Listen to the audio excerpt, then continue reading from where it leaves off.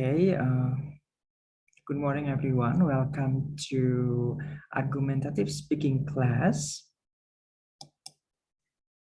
In today's meeting, we are going to discuss about impromptu argument. Jadi kita sudah belajar cara menyampaikan argumen, apa saja yang harus ada dalam sebuah argumen, gitu ya. Termasuk ketika merumuskan sebuah argumen, strukturnya, cara penyampaiannya, termasuk juga jenis-jenis argumen apa saja, gitu ya. Karena nanti jenis argumen tergantung juga dengan tujuan dari kita menyampaikan argumen tersebut akan berbeda juga masing-masing strukturnya. Lalu kita juga sudah membahas dan belajar termasuk mempraktekkan tentang debat ya, jenis-jenis debat karena debat itu isinya ya argumen gitu ya. Menyampaikan argumen kita, mematahkan argumen orang lain dengan argumen kita gitu ya. Kita juga sudah belajar beberapa jenis debat, posisi-posisi dalam debat, peraturan-peraturannya juga ya, kita sudah bahas semua. Kita sekarang akan belajar tentang impromptu argument. Jadi kalau argumen-argumen yang kita sudah pelajari sebelumnya itu bisa kita rancang gitu ya. Nah, impromptu itu artinya adalah dadakan gitu ya. Jadi tidak sebelum kita rancang sebelumnya. Jadi has not written out in advance. Jadi belum tertulis, belum ditulis sebelumnya. Jadi ketika kita berbicara secara langsung, gitu. Tidak ada naskahnya, gitu ya. Without predetermination, tanpa kita ketahui, gitu ya, tujuannya kita apa, gitu. Jadi kalau kita sudah tahu kita akan berbicara di suatu kesempatan, suatu forum, gitu ya, kita sudah tahu kan tujuannya apa, lalu nanti bisa kita sesuaikan struktur dari naskah argumen kita. Tetapi ketika kita tidak tahu tujuannya apa, gitu artinya secara mendadak, itu kan kita tidak bisa merancang strukturnya seperti apa, gitu ya. Kita tidak bisa, bahkan mungkin kita tidak bisa memilih jenis penyampaian argumen seperti apa, gitu ya, karena tidak ada persiapan atau planning, perencanaan, gitu ya. Jadi sebenarnya impromptu argument ini tidak mensyaratkan level yang sama gitu ya, seperti ketika sebuah naskah itu sudah dipersiapkan. Level apa? Level kedalaman. Misalkan ketika untuk mensupport apa yang kita gunakan untuk mensupport argumen kita itu dimaklumi gitu ya, ketika sebuah argumen itu secara impromptu, kalau pendukung dari argumen kita artinya berupa data, contoh kasus gitu ya, tidak sedalam seperti argumen yang kita memiliki kesempatan untuk mempersiapkan naskahnya gitu ya, kita bisa meriset terlebih dahulu, itu tidak apa-apa kalau memang tidak sedalam impromptu argumennya, tidak sedalam argumen yang kita memiliki waktu untuk menyiapkannya gitu ya. Tetapi dalam berbagai kesempatan sering sekali dijumpai ya, apalagi kita juga sebagai, apalagi kalau misalkan pemangku kepentingan gitu ya, seperti misalkan wakil, kalau ketuanya tidak bisa menghadiri sebuah acara, nanti kita yang menggantikan, dan di situ biasanya ketika memberi sambutan juga kita yang harus menggantikan gitu ya. Jadi akan menemui banyak situasi-situasi yang mendadak seperti itu. Contoh situasinya, selain sebagai substitute gitu ya, kita menggantikan posisi orang yang di atas kita gitu ya, misalkan jadi ketua tidak bisa hadir sehingga wakil ketua yang menggantikan. Dekan tidak bisa hadir, nanti wakil dekan yang menggantikan gitu ya. Tapi pada situasi-situasi lain juga sebenarnya kita baik itu secara tidak sadar atau tidak sadar menyampaikan argumen. Sebenarnya contohnya dalam Q&A, sesi tanya jawab gitu ya. Baik itu kita yang menyampaikan pertanyaan atau kita yang menjawab pertanyaan gitu ya. Sebenarnya di situ tersisip argumen. Ketika kita memberikan pertanyaan, setelah misalkan menyaksikan sebuah materi, baik itu materi perkuliahan atau materi seminar, pelatihan atau workshop gitu ya, di akhir sesi penyampaian materi akan diadakan sesi tanya jawab, lalu kita bertanya. Sebenarnya di situ juga kita menyisipkan argumen kita gitu ya, terhadap materi yang disampaikan. Lalu juga misalkan ketika kita sebagai pemateri, ketika kita diberikan pertanyaan, ketika kita mencoba menjawab pertanyaan tersebut, sebenarnya juga kita menyisipkan argumen kita gitu ya. Misalkan penanya ini setuju atau tidak dengan isi materi kita gitu ya. Si penanya tentu saja di dalam pertanyaannya tersisip tersisip argumen dia gitu ya. Lalu ketika kita menjawab, kita pun nantinya akan mencoba mematahkan argumen dia dengan memberikan argumen kita, penguat argumen kita gitu ya. Lalu juga biasanya ketika situasi-situasi lainnya dalam impromptu argument juga bisa kita ketemui ketika kita ditunjuk gitu ya. Misalkan dalam sebuah pelatihan, salah satu teknik yang digunakan agar audiens atau pendengar itu engage atau terikat dengan pembicara, speaker atau pemateri gitu ya. Biasanya speaker atau pemateri ini akan melontarkan sebuah pertanyaan gitu ya. Nah, pertanyaan ini bisa ketika tidak ada yang mencoba menjawab gitu ya, speaker atau pemateri ini bisa menunjuk. Nah, bisa jadi gitu ya, apesnya atau beruntungnya kita yang ditunjuk. Sehingga di situ kita harus menjawab pertanyaan secara mendadak. Nah, di situ juga sebenarnya tersisip juga argumen kita gitu ya. Biasanya pertanyaan-pertanyaan yang digunakan untuk memancing interaksi dari audiens itu pertanyaan-pertanyaan ringan, biasanya berupa opini gitu ya. What do you think about, apa pendapatmu tentang sebuah hal gitu ya, misalkan tema atau topik dari seminar atau workshopnya ya.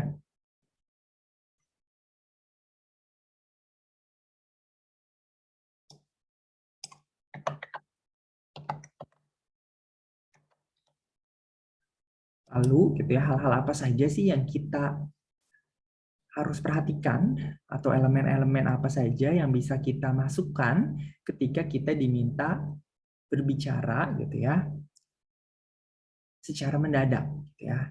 Jadi bagaimana kita menyisipkan argumen ketika situasinya itu tidak ada persiapan. Yang pertama, kita bisa sharing a personal story gitu ya. Jadi kita bisa menyampaikan sebuah cerita tentang diri kita sendiri, cerita pribadi, pengalaman gitu ya. Jadi kalau kita tidak punya waktu yang cukup banyak untuk mempersiapkan, artinya kita tidak bisa meriset, tidak bisa membaca banyak sumber untuk mencari data dan lain-lain, kita bisa look back at ourselves, kita bisa melihat ke dalam diri kita sendiri dan mencoba menceritakan gitu ya pengalaman kita sendiri terhadap topik dari forum. Sorry, the connection got cut ya. Mohon maaf. Apakah sudah tertampil lagi PowerPoint saya? Sudah, Sir. Oke, good. Jadi ketika kita tidak punya waktu untuk menyiapkan argumen kita, isi materi kita bisa menggunakan pengalaman pribadi, cerita pribadi gitu ya. Untuk disampaikan, baik itu sebagai pengantar gitu ya, artinya ketika kita memulai penyampaian materi atau ketika memberikan contoh atau memperkuat argumen kita. Sorry. Selain sebagai pengganti gitu ya untuk mengisi kekosongan tidak adanya riset sebelum kita menyampaikan materi, memberikan atau membagikan pengalaman pribadi juga membuat si pemateri ini jadi relatable. Artinya penonton atau audiens pendengar itu bisa tidak ada jarak gitu antara pemberi materi dengan pendengarnya gitu. Jadi selain itu juga nanti pemateri ini punya kredibilitas gitu ya. Artinya topik yang dia sampaikan dia pernah mengalami itu, dia pernah mendalami hal itu gitu ya. Dia punya pengalaman dengan hal itu. Karena ketika membagikan cerita pribadi gitu ya, pembicara itu artinya speaking the truth atau menyampaikan kejujuran gitu ya, yang membangun koneksi antara audiens dengan pemateri tersebut gitu ya. Jadi nantinya tidak ada jarak gitu. Jadi kalau misalkan seorang misalkan Objin itu dokter spesialis kandungan gitu ya.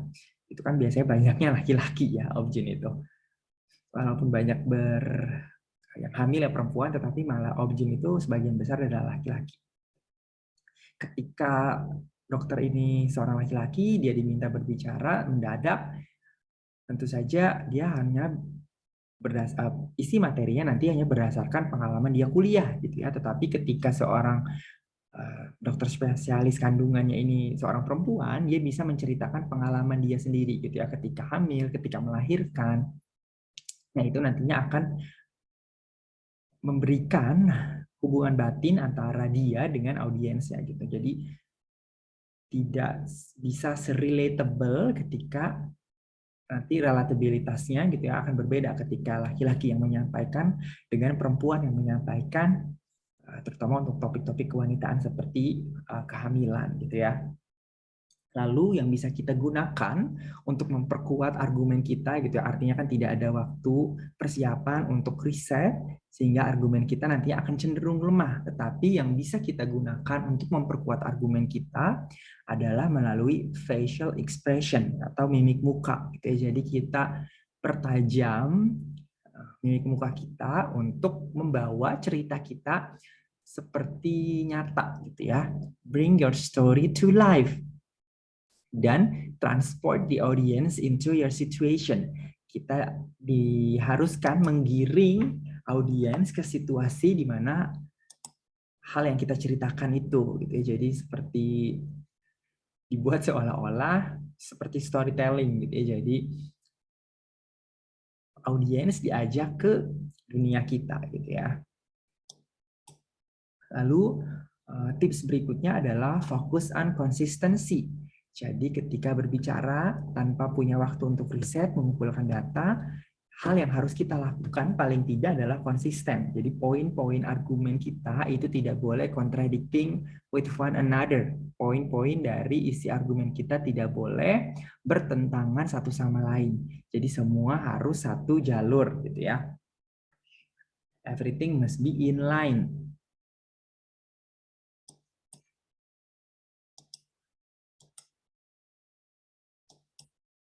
Jadi kan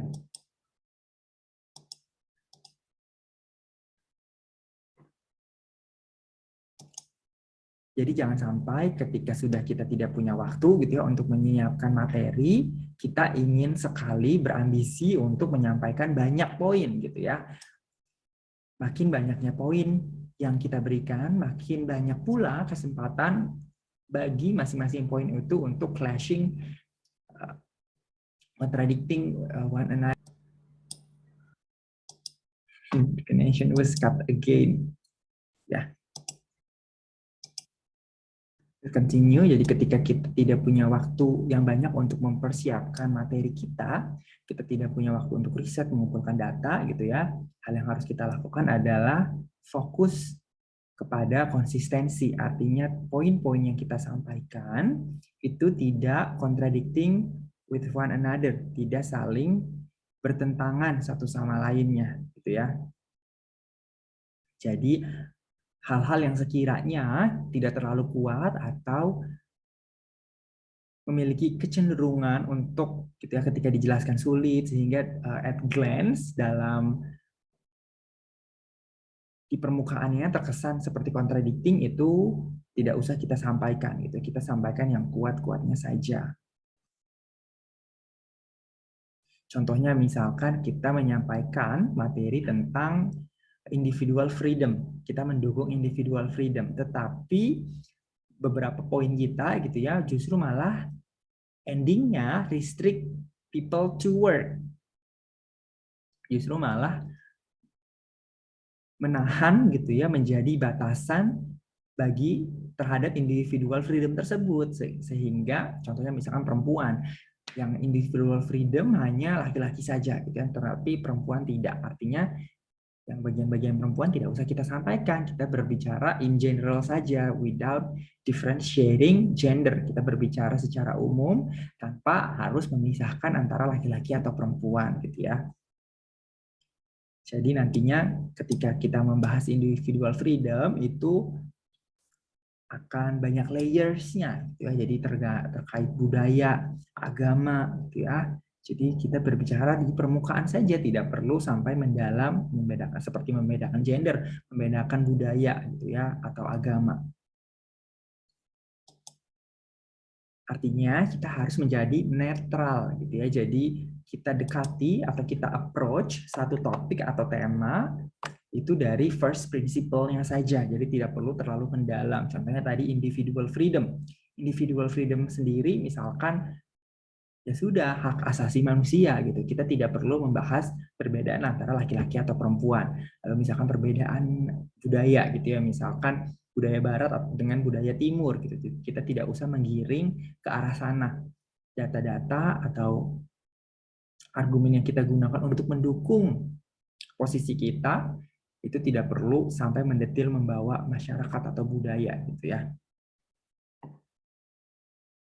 Jadi dekati sebuah topik secara netral dari permukaan saja, tidak perlu terlalu mendalam karena seperti tadi saya singgung, impromptu argument biasanya dimaklumi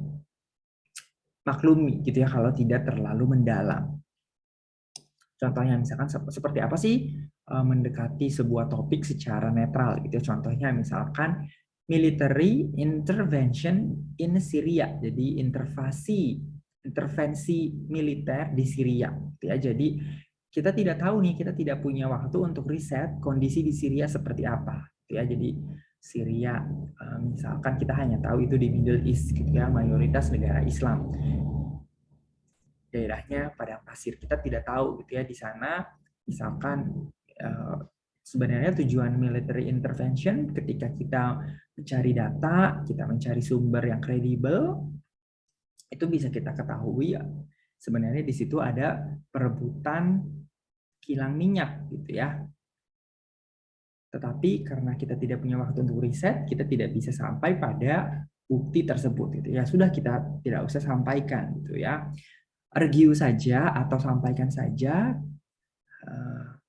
general case atau kasus general kenapa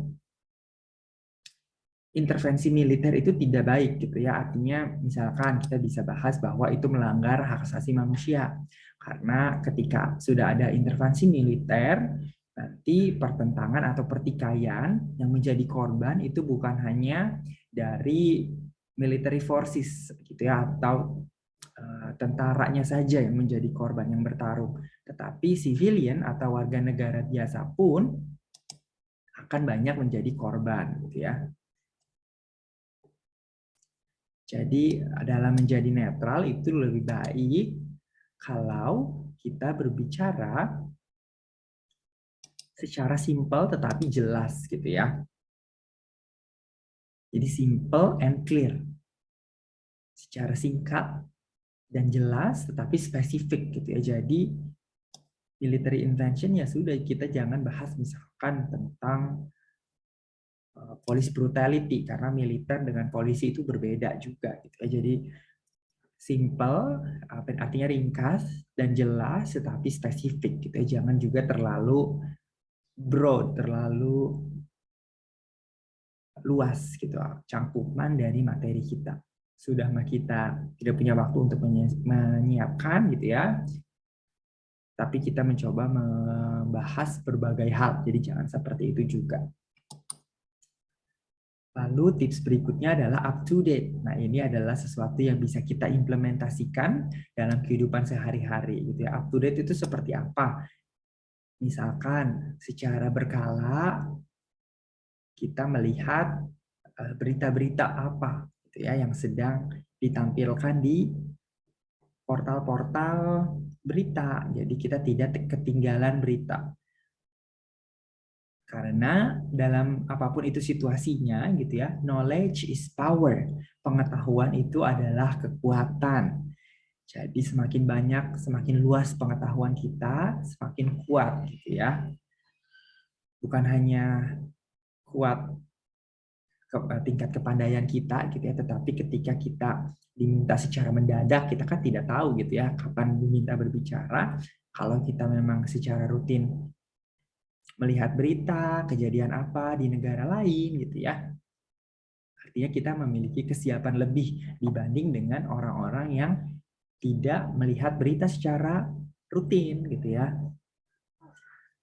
Kenapa gitu ya kita harus melihat berita secara rutin? Karena kita memiliki kesempatan untuk melihat atau mengetahui kejadian di wilayah atau negara lain di luar wilayah atau negara kita sendiri gitu ya. Jadi pengetahuan kita semakin luas.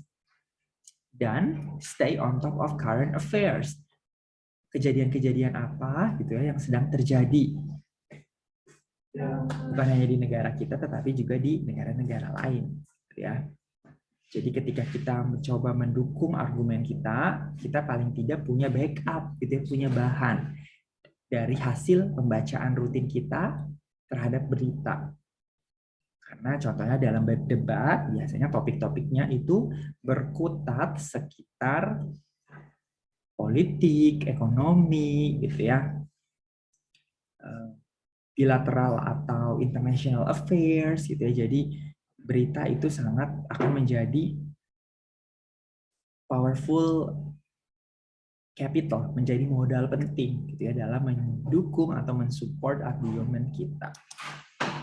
Lalu berikutnya adalah keywording, gitu ya, dalam menyampaikan argumen secara mendadak kita bisa juga menggunakan keyword. Jadi artinya ketika kita tahu tema apa atau topik apa gitu ya, nah kita gunakan istilah-istilah yang lekat kental dengan topik tersebut gitu ya.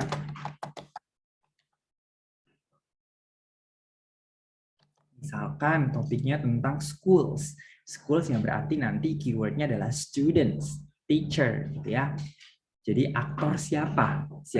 Topik ini dipengaruhi oleh siapa? Gitu ya. Contohnya misalkan tentang children development, berarti ya ada children, ada parents, gitu ya. Kindergarten school.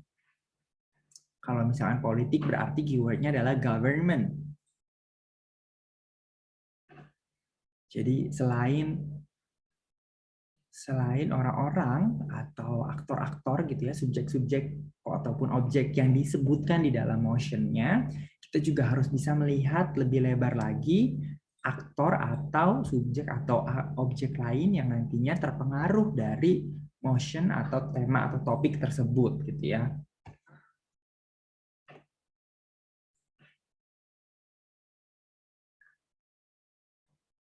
Lalu kita juga bisa melihat gitu ya dari moral atau practical imperative gitu ya. Jadi kalau kita tidak punya waktu untuk melihat sumber data dari sumber yang kredibel, ya sudah kita balik ke diri kita sendiri.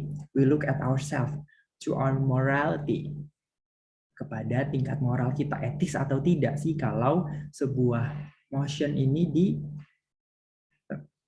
pass the bill gitu ya. Artinya ketika sebuah mosi itu disahkan, etis atau tidak gitu ya. Jadi kita bisa dukung dengan our judgment as a human being. Penilaian kita terhadap sebagai seorang manusia gitu ya. Jadi etis atau tidak gitu ya. Lalu kita juga bisa melihat tema-tema yang relevan dari mosinya, dari sebuah mosi gitu ya. Misalkan ketika berbicara tentang industri, mau tidak mau kita akan berbicara tentang environment gitu ya. Artinya pollution, apakah ada polusi dari limbah industri tersebut gitu ya. Kalau misalkan berbicara tentang pernikahan di bawah umur, nanti legalnya seperti apa gitu ya, dalam undang-undang seperti apa dan lain-lain. Jadi kita harus lihat juga tema-tema yang relevan dari tema besarnya gitu ya. Jadi kita harus lihat what are not being stated, apa yang tidak diucapkan. We have to read between the lines. Kita harus membaca apa yang tidak tertulis, apa yang tidak tersurat gitu ya. Kita harus melihat apa yang tersirat. Lalu kita dalam menyampaikan argumen, tadi salah satu contoh situasi kita menyampaikan argumen secara impromptu adalah dalam sesi Q&A gitu ya. Nah, dalam sesi Q&A menyampaikan argumen kita bisa menggunakan signposting, artinya adalah frase-frase penanda gitu ya. Jadi misalkan I think atau I agree atau I disagree atau in my humble opinion, di situ artinya kita akan menyampaikan argumen kita ya. Jadi ini merupakan frase-frase yang digunakan untuk agar lawan bicara kita tahu gitu ya, kita menyampaikan argumen. Lalu juga jangan don't come off too strong, jangan menyampaikan dengan terlalu berapi-api gitu ya. Jadi kalau kita berapi-api artinya lawan bicara kita akan menjadi defensif gitu ya, sehingga argumennya menjadi heated, menjadi panas gitu ya, tidak akan efektif. Kalau kepala kita sudah panas, biasanya dalam meramu kata-kata pun tidak akan lancar gitu ya. We're gonna find lots of lost words gitu. Kita akan kehilangan banyak kata-kata yang sebenarnya sudah kita tahu, sudah ada di benak kita, tetapi karena emotion got the best of us, emosi memenangkan diri kita gitu ya, akan buyar gitu apa yang sudah kita persiapkan in such a little amount of time gitu. Persiapan kita saja sangat sedikit, bahkan hampir tidak ada. Nanti ditambah kita harus bersaing dengan emosi kita, makin ambiar, makin buyar gitu ya materi dalam argumen kita. Lalu juga kita dalam sesi Q&A ketika kita menjadi pemateri gitu ya,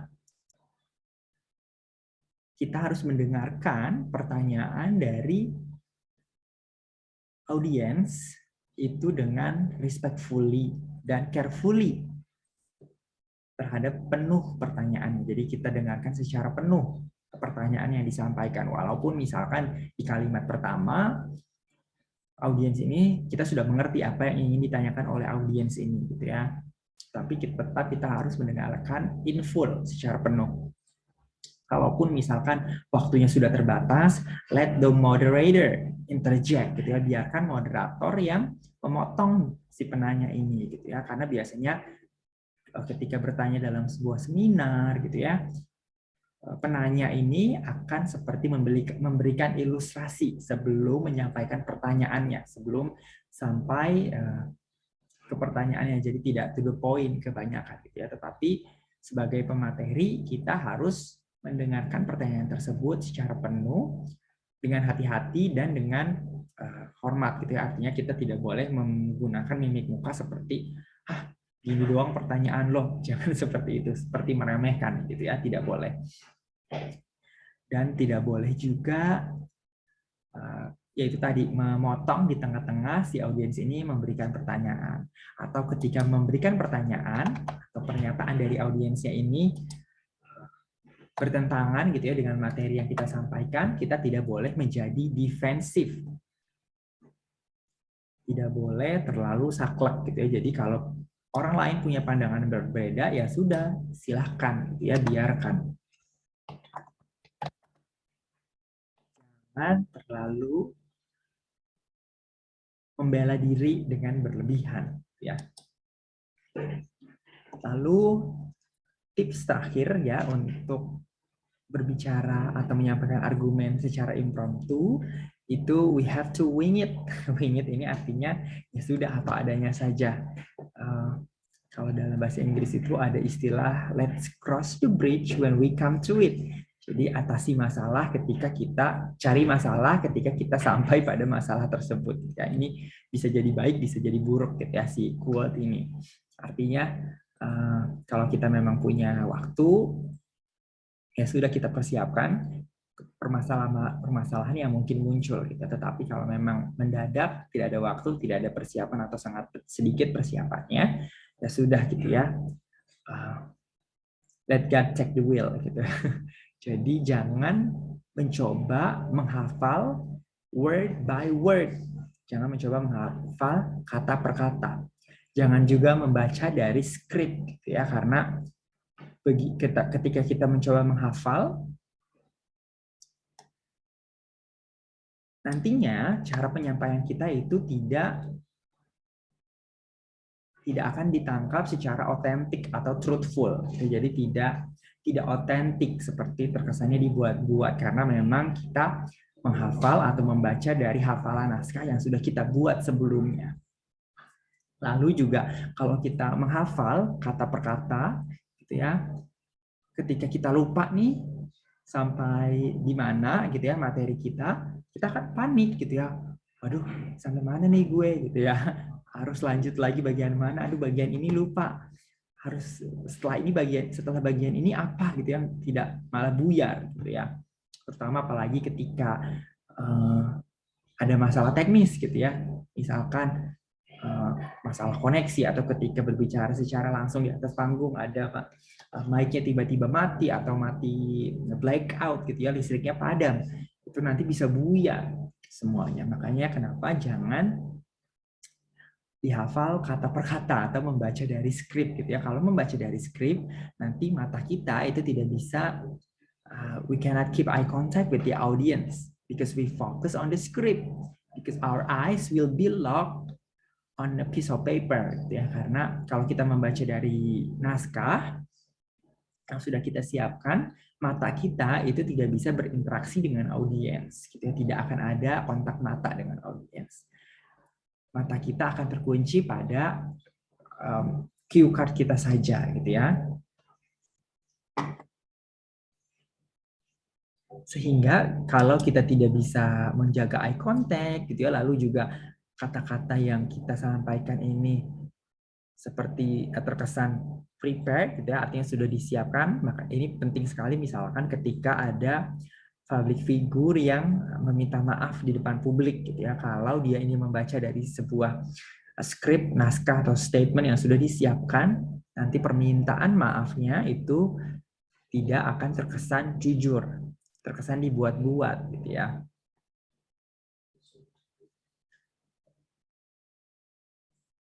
Jadi tipsnya adalah simply remember your key point. Jadi poin-poin penting saja yang harus kita hafal. Makanya alat bantu dari public speaker itu namanya adalah cue card atau PowerPoint.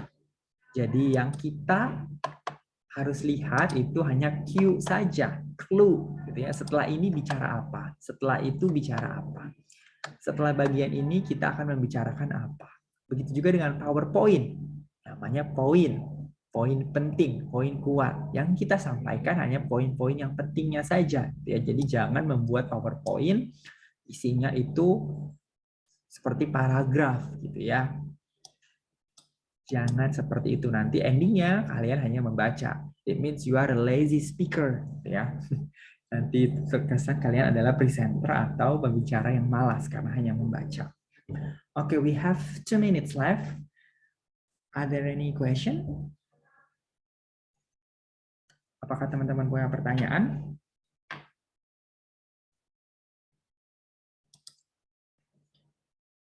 This is the last meeting actually.